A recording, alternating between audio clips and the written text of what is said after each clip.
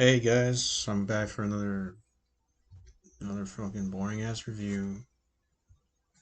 And yeah, I am a boring reviewer sometimes. I'm trying to be fun. I'm gonna try to be fun this time.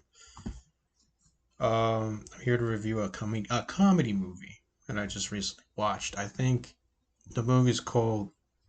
Well, I'm actually gonna do two movie reviews. One is no, both of them are comedies, but all all day I've been watching nothing but comedy movies this entire time, this entire day, and it was a great day. To be honest with you, it was a great freaking day. Today's Saturday. Well, about to be Sunday because it's like 10 p.m. in the evening, and just I'm just enjoying my time. So I'm just gonna, mind. All right. So basically, what I'm trying to do is I'm gonna review two comedy movies. One is called Eurotrip. The other one is called The Girl Next Door. But I'm gonna be doing Eurotrip first because I saw this one first earlier today. So I'm gonna review this movie. You know, it's basically about a teenager, if I'm correct, a teenager that basically was graduating high school and basically was having his girlfriend immediately wanted to break him up for some apparent reason. So basically, yeah, it's kind of heartbreaking at the same time funny because it's kind of ridiculous how she wants to break up with in advance.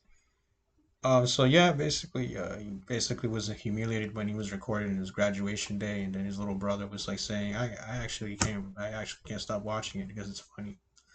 And then you got this little male voicemail thing saying, "Mail, motherfucker," something like that. So, um, it's basically getting mail from a German chick named Make, whatever her name is. And it's funny because he got confused that assuming that it was some gay dude from Germany, but in reality, he tells him not to email him again, and then basically tells him that he realized. Then he started to look at the picture and started to realize that it's not really a girl. It's actually, excuse me, it's not really a guy that's asking for him to meet with him or anything. It was basically a woman, a girl from Germany that wanted to ask him out on a date and wanted to meet him. The sad thing is, after she read the bad email, a negative email, she immediately blocked him from the email. This was back before the social media thing was around. And people using emails in 2004. You know, you got that nice, wonderful breakup song called "Scotty Doesn't Know," right? That infamous song called "Scotty Doesn't Know if you and me." Is that how it goes? Is that how it goes? Scotty doesn't know. Oh, Scotty doesn't know. Oh, Scotty, don't tell Scotty. Scotty doesn't know. Scotty doesn't know. So don't tell Scotty. Anyways, yeah, really catchy tune.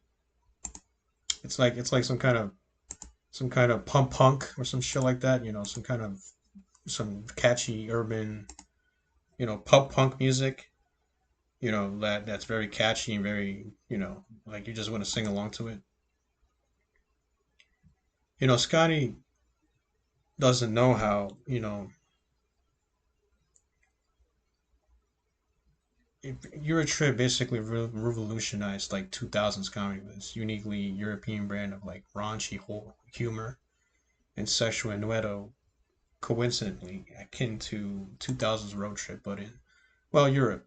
The late and great Michelle Trachtenberg's adoring performance, it left me hopelessly I mean, yeah, not really. I've seen better.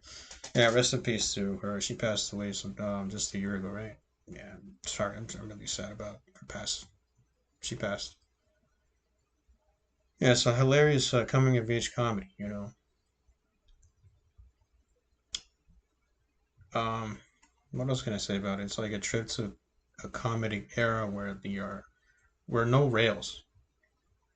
Better for the corny sex jokes of the stereotypical ones, the American tourist under a European's view depicted by Americans is just priceless, packed with mockeries both of sides of the Atlantic.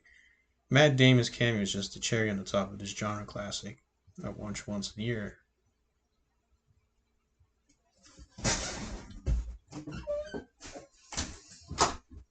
I'm sorry about that. Somebody was coming back. I had to close the door, so sorry.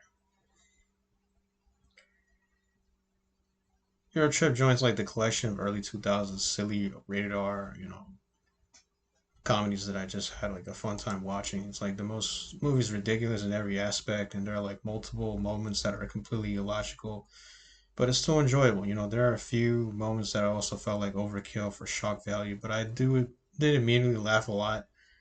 I also think this type of movie is like nostalgia for a forgotten era of comedy.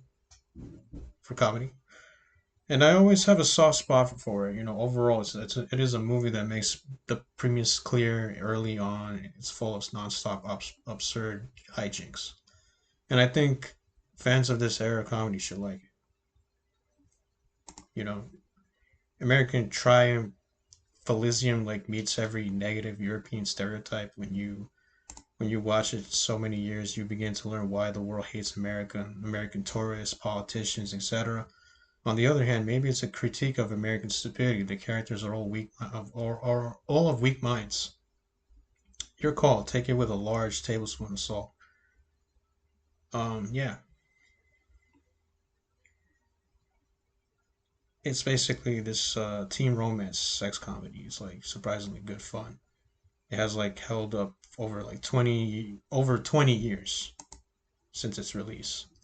The basic plot in its standalone sequel to Road Trip is that the kids graduate college are like looking to memorialize their summer before college. The main character decides to like go to Germany in a whim to meet his beautiful German pen pal. There are numbers of outrageous and not believable adventures as they trek across Europe. These are stupid but laughable. There are numerous cameos, including Fred Armisen, Rob Schneider, Matt Damon. The cast is good, not hilarious, but funny. Um, yeah, especially the guy named what's his name, Scott something. Let me take a look at the cast real quick. Let's see. Yeah, Scott Meklovics. I think I heard him in a couple films, like Mean Creek. He's the guy from Mean Creek, right? With Josh Peck. And to be honest with you, I actually laughed at that movie a lot more than this, in my opinion. I'm not saying this movie's bad or anything. It's just that I've seen better. I've seen better comedies than this. That'll make you laugh at one point, and it's just if you want to have, but if you want to have like a good giggle and you miss like those early Y2K comedies with somewhat dated, cheesy humor, here's the movie for you. There's nothing more 2004 than this movie when it comes to comedies. Turn off your brain, enjoy some nostalgic laughter. Um, Brazenly stereotypical and like mildly offensive. The mid 2000s time capsule is dumb fun comedy, perfect when you need something to watch while stoned or drunk, or especially with friends. I have watched this with a few friends. Well, I actually never watched it. I actually watched it with I watched it with my stepbrother. I think this was like 2010. I saw this movie in 2010 on Comedy Central, and I thought it was funny. So yeah, it takes me back to those times when I was in high school. You know, um, what else can I say about this? It's like a silly R-rated comedy. Just for fun to watch. Um, yeah, yeah. There was a lot of like wild, really wild scenes that kind of made me laugh, and I thought it was fucking weird, but it's funny. Especially the Italian guy, basically leaning towards these guys in the train and acting all weird and everything. Is that really how it is in Italy? Train expresses, and if that's so, I'm never. fuck Italy. Anyways, yeah, there's like this. There's, it's like when it comes to that song called "Scotty Doesn't Know," there was actually a remix version of that song in the club. It's like a hit radio song, like where you basically would hear it anywhere you go. You know what I'm saying? Um, yeah, and they basically got drunk over that, that green stuff. That basically that green, that little liquor drink that's green, and basically lose their minds, and basically it ends up in hallucinations. And the crazy thing is, when it comes to the brother sister thing, this incesting. Oh my gosh, God, I'm like, God, why did I? Why? I don't know. This is fucking weird. And then he gets pecked on by this other guy, and then he's like, "You just kissed your sister, didn't you?" And then he's like, "Fuck you, you animal."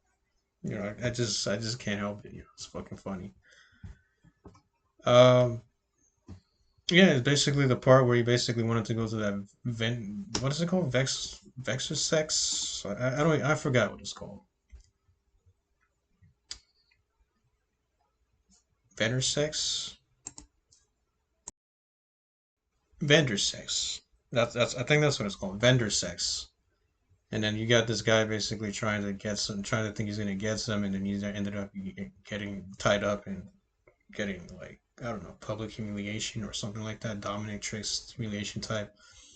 And then he basically reads the safety word that's in German, and he basically doesn't no idea what that is. She basically lied about it the whole time. She just set him up, just put something up his ass. It was like, oh my god, it's fucking insane.